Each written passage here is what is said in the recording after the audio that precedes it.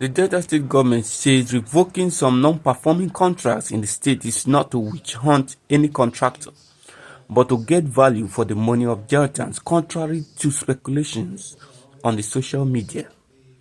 The Commissioner for Works, Rural and Riverine Roads and Public Information, Charles Aniagwu, revealed this in a press conference in Asaba, the Delta State capital.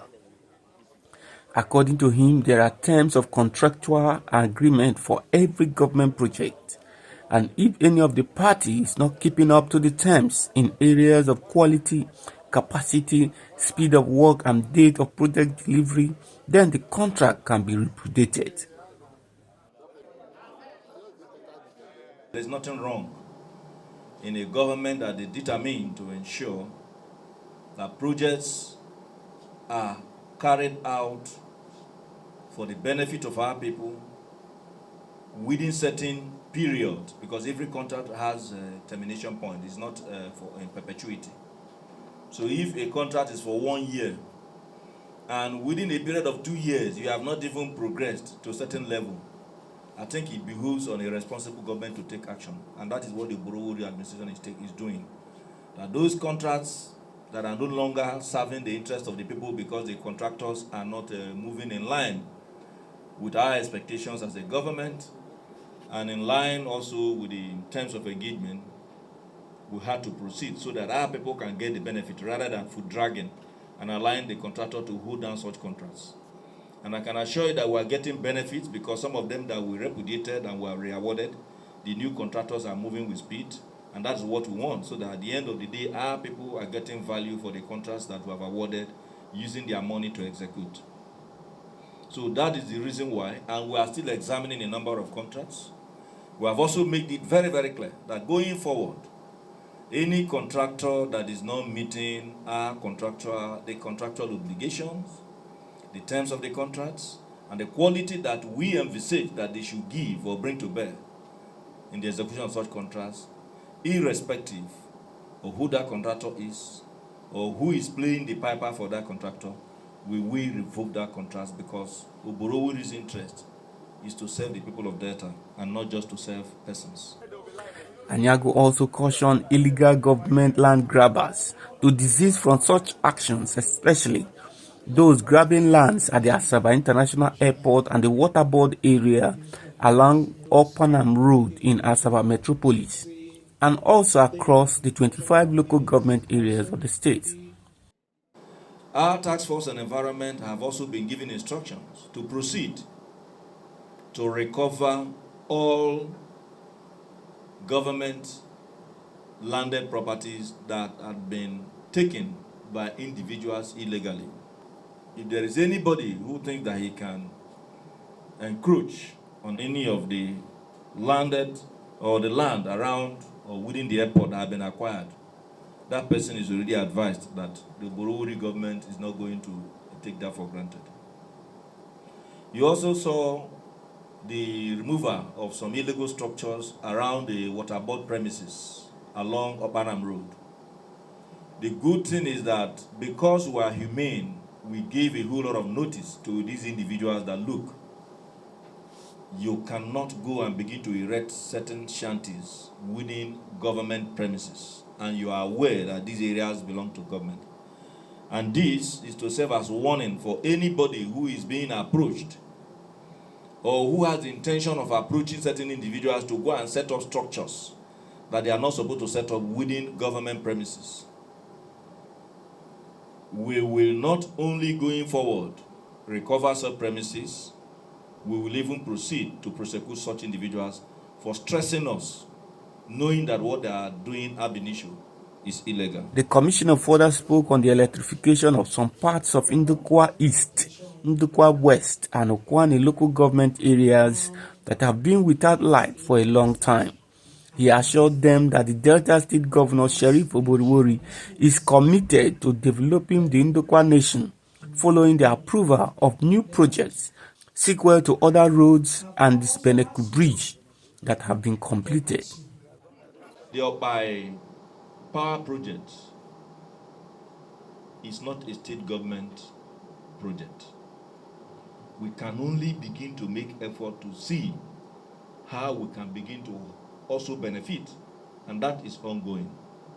And I'm also aware the deputy governor of the state, who is from the Ndowka Nation, have also led, having been mandated by His Excellency the Governor, to begin to look into how we can ensure that our brothers and sisters, particularly in Ndowka West and part of Ndowka East, are served with this power infrastructure. They have had several meetings with them. An effort is being made to deal with the challenges between the dam power holding before it moved to Benin Electricity Distribution Company, as to how to settle certain outstanding liabilities so that they can now begin a process of getting them reconnected to the grid. In the last ESCO, you saw the approval of the Oborevwori road. That is a very, very challenging terrain.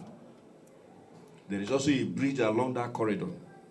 That particular project, at the end of the day, will cost not less than 29 billion naira to be able to effectively connect our people in the Oborevwori axis in Ndowka East to their other brothers still in Ndowka East and their other kids and kin in Ndowka West. You also are aware of the number of roads we are carrying out in Ndowka West, whether it's the Otabono Eweshi road, over 5 kilometers, or the Ndembili Otabono road, still over 5 kilometers, or the Enamabi road, still over 5 kilometers, or the Obi Babu that have been completed. There are a number of roads within that corridor.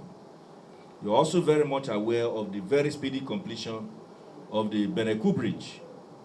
Even when you move to Ukwuani, still in Ndowka Nation, you will realize that the Amai Araba Orogun road, over 8 kilometers, is ongoing. We have concluded the Oborevwori streets in Amai, and of course the other routes that we are constructing along the headquarters of Ukwuani, as Obiaro, to be able to correct that particular alignment and make it possible for people to move from Umutu straight to Eku and then to Wari. Aniagwu, who was also on Governor Oborevwori's team that recently traveled to China for a business conference, revealed that the governor's standard for quality projects has placed Delta State on the global stage and will soon reap a harvest of sincere international investors. Major construction companies assemble in Macau, special administrative region of China. It's a different country entirely. You need another visa. Even if you are a Chinese, you also need a visa to begin to go to Macau. We're invited on account of two major policies of the Oborevwori administration. One is his knack for excellence in terms of the job that is being executed. The story of his belief that projects must be very well executed has gone global, and that earned him a place in that conference. Two is the very, very unprecedented approach to both project mobilization and the prompt payment of certificates that are raised genuinely. These are contractors across the globe who also do jobs or carry out jobs or construction work in different parts of the globe. They have seen that the Oborevwori model is good for development.